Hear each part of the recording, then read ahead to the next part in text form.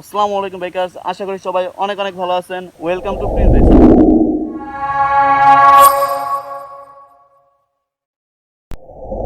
আজকে চলে আসছি নতুন একটা বাইক রিলেটেড ভিডিও নিয়ে। সো রেগুলার যারা আমার মোটো ব্লগ দেখেন বা আমার ভিডিও দেখেন, সো সবাই জানেন আমি EKEN H9R এক্সটার্নাল মাইক্রোফোন লাগানোর জন্য একটা এই জায়গায় জ্যাক ইনস্টল করছিলাম। কিভাবে আমি এক্সটার্নাল মাইক্রোফোনটা আমার ক্যামেরায় আমি ইনস্টল করছি, ওই ভিডিওটা আমি ডিসক্রিপশনে দিয়ে দিব। আশা করি ভিডিওটা দেখলে আপনারা খুব সহজে জানতে পারবেন। আর আজকে ভিডিওটা হচ্ছে, মেন টপিকটা হচ্ছে এক্সটার্নাল মাইক্রোফোনের জ্যাক লাগানোর পরে আমার ক্যামেরাতে সাউন্ড কোয়ালিটি কীরকম হয়, স্পিডে সাউন্ড কোয়ালিটি কীরকম হয়, অ্যান্ড স্লো চালালে সাউন্ড কোয়ালিটি কীরকম হয়, আর কোনো ব্যাকগ্রাউন্ড নয়েজ আসে কিনা বা মোটর ব্লক করার জন্য এটা চলে কিনা। সো এটাই আপনার সামনে আজকে তুলে ধরবো। তো চলুন যাই EKEN H9R sound quality test করি, কীভাবে কীরকম সাউন্ড কোয়ালিটি হয়, মোটো ব্লগের জন্য যথেষ্ট হয় কিনা। আশা করি আপনাদের হেল্পফুল হবে। আর এখনও যেন আমার চ্যানেল সাবস্ক্রাইব করেন, এখন চ্যানেল সাবস্ক্রাইব করে বেরোবেন। ইনশাল্লাহ সামনে নতুন নতুন বাইক রিলেটেড ভিডিও আপনার সামনে তুলে ধরবো। আগে ফার্স্টে স্লো চালাই, দেখি সাউন্ড কোয়ালিটি কীরকম আসে, তারপরে একটু স্পিডে চালাবো মোটামুটি। সো আবাসিক এলাকা তো জোরে চালানোর মতো রাস্তা আমাদের এলাকায় নাই মোটামুটি, এই জায়গার দিকে। সো অন্য জায়গায় আছে, বাট এখন আর ওদিকে যাবো না, কারণ বাসা থেকে বলে দিচ্ছে যে দূরে যাওয়া যাবে না। আর আমার বাইকে ফুয়েল নাই দেখাইতেছে, বাট ফুয়েল কিন্তু আছে।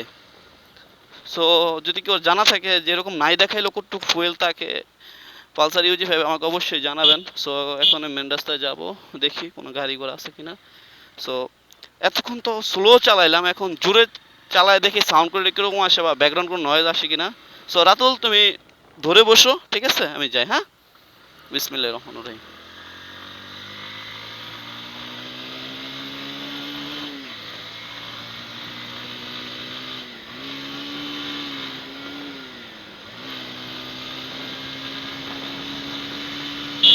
মোটামুটি আমি 70, 76, 78 পর্যন্ত উঠায় ফেলাইছি। সো দেখা যাক কীরকম সাউন্ড হয়। রাস্তায় প্রচণ্ড মানুষ থাকার কারণে এতটা সাউন্ড করে টেস্ট করা পসিবল হয় না। 71 উঠাইছি, 80 উঠায় ফেলছি। সো ওভারঅল মোটামুটি সাউন্ডে বুঝতে পারবেন কতটুকু সাউন্ড কোয়ালিটি হয়। সো আগে বাইকে একটু তেল বইরা নেই, তারপর আবার টেস্ট করব। একটা কথা বলে রাখি, আমি মাইক্রোফোন অর্ডার দিচ্ছি, এক্সটার্নাল মাইক্রোফোন। সো এটা হচ্ছে 3 ডেকের, আমার কাছে 2 ডেকের জ্যাকালা মাইক্রোফোন ছিল, যার কারণে আমি কী করছি, নর্মালি হেডফোনগুলো দিয়ে আমি মাইক্রোফোন বানায় ফেলছি। সো আগে বলে নিলাম, তারপরও দেখি।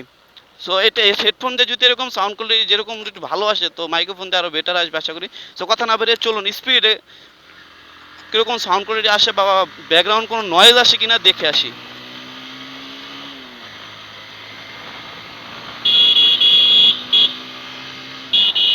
সো 70-এ টানতেছি। সো কীরকম ব্যাকগ্রাউন্ডে সাউন্ড আসতেছে বা ব্যাকগ্রাউন্ড কোনো নয়েজ আসতেছে নাকি অবশ্যই আমাকে জানাবেন। সো অটোগুলা কীরকমভাবে চালায় বুঝতেছি না, মানে নিজেদের মন মতো রাইড করে ওরা, কি বলবো, কিছু বলার নাই। সো আবার আমাকে বামে যেতে হবে। সো এর ভিতরে কোনো ঝাঁকি ঝুঁকি খাইতেছি। সো নয়েজ আসলে তো বোঝাই যাবে। আসর আজান দিয়ে দিছে, যাই হোক দেখি কতটুকু।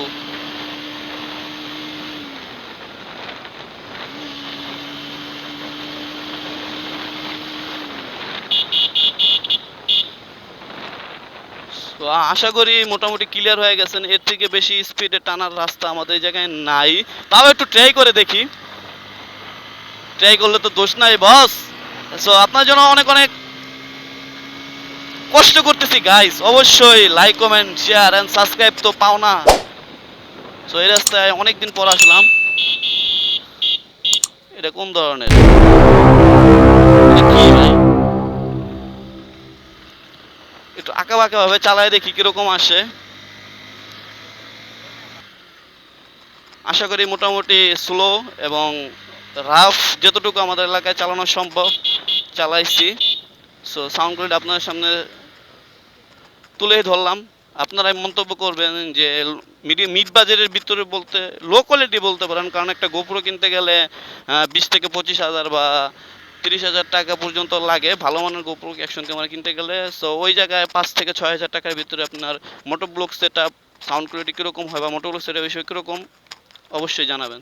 অনেকে আমাকে কোশ্চেন করছেন যে ভাইয়া আমার বাইকের, আমরা যারা পালসার ইউজ করে অনেক ভাইয়ের কমেন্ট করছে যে ভাই আমি পালসার ইউজ করি, আমার বাইকের সাউন্ডটা নষ্ট হয়ে যায় কিছু কিলোমিটার রাইড করার পরে। সো আমি এটার জন্য বলবো আপনারা যদি মোবিল ইউজ করেন, মানে নির্দিষ্ট কিলোমিটার পর পর আপনারা যদি মোবিল চেঞ্জ করেন তাহলে এই সমস্যাটা হবে না। আর তারপরে যদি সাউন্ডটা নষ্ট থাকে তখন কি করবেন, ভালো একটা সার্ভিস সেন্টার থেকে বা আপনি যে জায়গা থেকে বাইক কিনছেন ওই জায়গায় যে বলবেন যে আপনার যে বাইকের টাইমিংটা মিলাই দিতে, বা ওইটা বলে হচ্ছে ভুলে গেছি, টেবিট, সরি, টাইমিং না, টেবিটটা মিলাই দিতে, টেবিটটা মিলাই দিলে আশা করি সাউন্ডটা সুন্দর আসবে। সো আপনি যদি বাইকটা সুন্দর মতো বাইকটা যত্ন নেন, দেন টাইম মতো মোবিল দেন, তাহলে এই সমস্যাগুলো হবে না।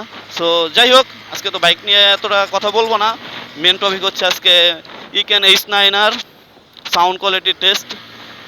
সো ওভারঅল আমি কীভাবে ইকেন H9R এক্সটার্নাল মাইক্রোফোন ইউজের জন্য পোর্ট লাগাইছি, সো কোথা থেকে লাগাইছি ওটা ফুল ডিটেলস আমার চ্যানেলে দেওয়া আছে, আশা করি আপনারা দেখে আসবেন। তো ইনশাআল্লাহ চেষ্টা করবো সামনে নতুন নতুন বাইক রিলেটেড ভিডিও দেওয়ার জন্য।